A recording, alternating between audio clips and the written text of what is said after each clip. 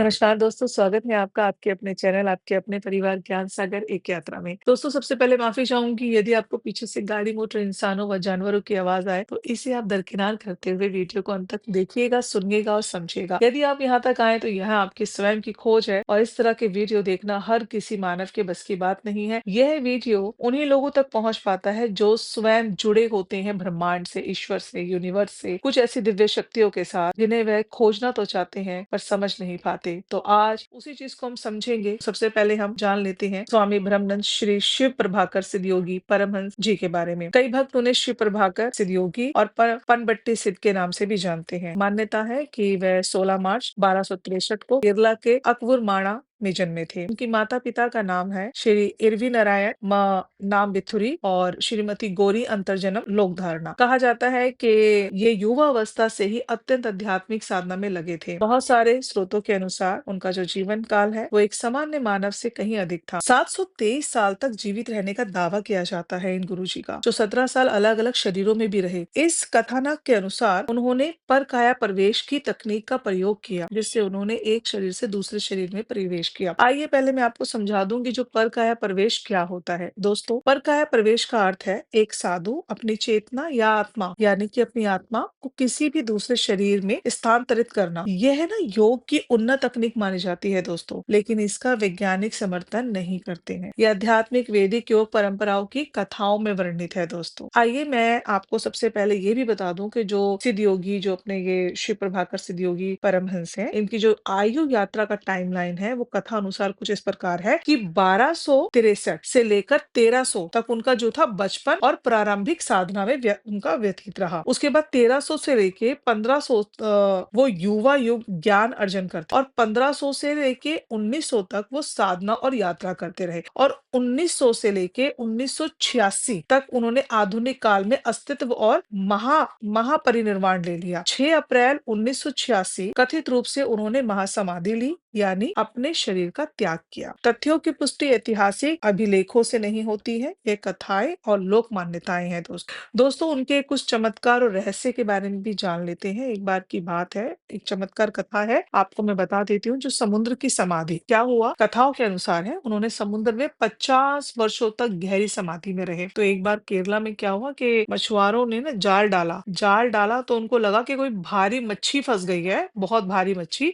लेकिन जब उन्होंने जाल को देखा, निकाला, खोला तो देखा कि उसमें जो है स्वामी ब्रह्मानंद शिव प्रभाकर सिद्ध योगी जी हैं। तो मतलब उनके अंदर 50 वर्षों तक समुद्र के अंदर समाधि लगाने की भी क्षमता थी उनके अंदर, और उन्होंने वो लगाई और समुद्र से निकलकर साधु की तरह कई लोगों को तो इतना आश्चर्यचकित किया कि उन्होंने सोचा कि कोई मछली है, कोई मच्छी फंस गई। लेकिन जब लोगों ने देखा कि कोई साधु है तो लोग आश्चर्यचकित रह गए दोस्तों। उनमें उड़ने की क्षमता थी। कुछ भक्त कहते हैं कि उन्होंने हवा में उड़ने जैसे योग कौशल भी देखे हैं और अदृश्य होना और गायब होना एक उनके लिए मामूली बात थी। अन्य कथाएं बताती हैं कि वे कभी-कभी अचानक गायब हो जाते थे और फिर किसी नए नाम या रूप से प्रकट होते थे। आध्यात्मिक कुछ शिक्षाएं हैं दोस्तों, जो कि मुख्य संदेश और उपदेश हैं। वे मानते थे कि सभी मानव एक हैं और आत्म साक्षात्कार ही जीवन का मुख्य लक्ष्य है। ध्यान, योग और साधना इंसान को स्व चेतना तक ले जाती है। आत्मा, जीवात्मा अमर है और शरीर मात्र एक वाहक है की परंपरा दोस्तों। ब्राह्मणन को अवधूत और सन्यासी के रूप में वर्णित किया जाता है, जो दुनिया से हटकर जीवन बिताते थे। उनकी परंपरा को कभी कभी अति गूढ़ और रहस्यवादी सिद्ध योग से जोड़ा जाता है दोस्तों। कुछ कथाएं कहती हैं कि उनके रहस्य और ज्ञान का प्रभाव कई आधुनिक गुरुओं पर भी पड़ा, जैसे कि आर्ट ऑफ लिविंग के श्री श्री रविशंकर, दूसरा अम्मा, तीसरा सत्य साईं बाबा इत्यादि ऐसे बड़े गुरु हैं जिनका की जो शिव प्रभाकर सिद्ध योगी परमहंस है, उनका प्रभाव और लोगों पर भी बड़ा पड़ा, जो आज के आधुनिक गुरु हैं, तब के नहीं। अब मैं उसमें नहीं जाऊंगी कि कितना और कितना ज्यादा नहीं, वो आप स्वयं से खोजेंगे दोस्तों।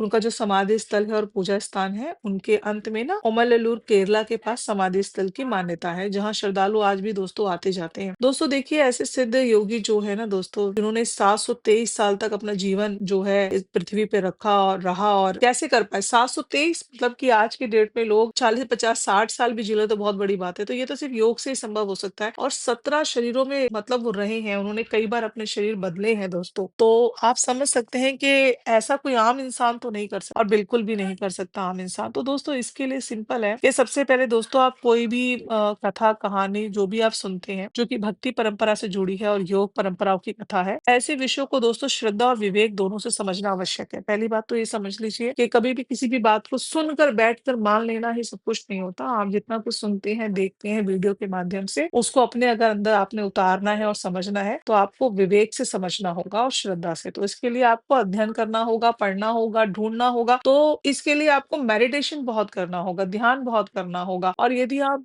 बहुत इच्छुक रहते हैं कि हमें पता रहे कि हमारे कौन कौन सिद्ध पुरुष आए, कौन कौन नहीं आए, किन किन किन्होंने क्या क्या किया और कितनी कहानियां सच्ची और कितनी झूठी, तो उसके लिए आपको क्या करना होगा, सॉरी, आपको करना होगा कि आपको खोजना होगा। जब आप खोजते हैं और पढ़ते हैं ना तो वहां भी आप एक ध्यान का ही कार्य कर रहे होते हो और इससे आपका क्या होता है, ज्ञान बढ़ता है दोस्तों। तो कुछ भी सुन लेने भर से नहीं मानना है दोस्तों, आपको पढ़ना है, आपको जानना है। ठीक है दोस्तों। और दोस्तों अगर आप यहाँ तक हमारे साथ बने रहे हैं तो मैं दिल से आपका धन्यवाद करती हूँ। जिसने भी यह वीडियो सुना है, देखा है, आप पे तो बहुत यूनिवर्स का करम है कि आप यहाँ तक आए हैं। तो आप लोगों का मैं दिल से धन्यवाद करती हूँ और यही प्रार्थना करती हूँ कि आपके सारे दुख दूर हो और आपका जो झुकाव है अध्यात्म की ओर और ज्यादा बढ़े। आपके घर परिवार में जो है बड़ी उन्नति हो, बड़ी बरकत हो और खुशियों से आपका भंडार जो है भरा रहे। ये नया साल जो आने वाला है और जो ये साल जाने वाला है, ये जाता हुआ साल सारे दुखों को ले जाए और जो नया साल आए वो खुशियों का भंडार भर दे, सुख और शांति आपके आसपास भर दे और आपको एक सतमार्ग दिखाए। आज के समय में जब दुनिया तेजी से भाग रही है ना दोस्तों, तो इतनी तेजी से भाग रही है और आप यहाँ रुककर यह वीडियो देख रहे हैं, ये एक आध्यात्मिक विषय को सुनना समझना ये दिखाता है कि ना आप केवल शरीर नहीं है, एक जागरूक आत्मा है। आप एक जागरूक आत्मा। स्वामी ब्रह्मलिंग जी का जीवन हमें यह नहीं सिखाता 723 साल जियो या चमत्कार करो दोस्तों, बल्कि यह सिखाता है कि अपने भीतर झांकना सीखो, अपने मन को जीतना सीखो और अपनी आत्मा की आवाज सुनना भी सीखो। अगर इंसान दोस्तों गुस्से पर ध्यान लगाए और डर की जगह विश्वास चुने, गुस्से पर ध्यान लगाए और डर की जगह विश्वास चुने और बाहरी दिखावे की जगह अंदर की शांति खोजे, तो वही सबसे बड़ा सिद्ध योग हुआ ना दोस्तों। दोस्तों हर कोई योगी नहीं बन सकता, हर कोई सन्यासी नहीं बन सकता, लेकिन हर कोई अच्छा इंसान, शांत मन वाला व्यक्ति, समझ रहे हैं आप, शांत मन वाला व्यक्ति और सच्चा